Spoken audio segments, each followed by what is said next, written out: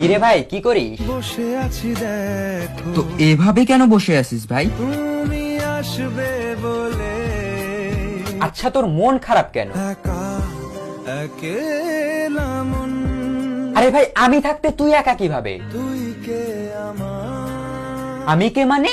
আমাকে তুই ভুলে গেলি? না রে না ভাই তুই কি তোর লাইফে ভালোভাবে বাঁচতে চাস না? বেঁচে থেকে লাভ কি বল বেঁচে থেকে লাভ কি মানে?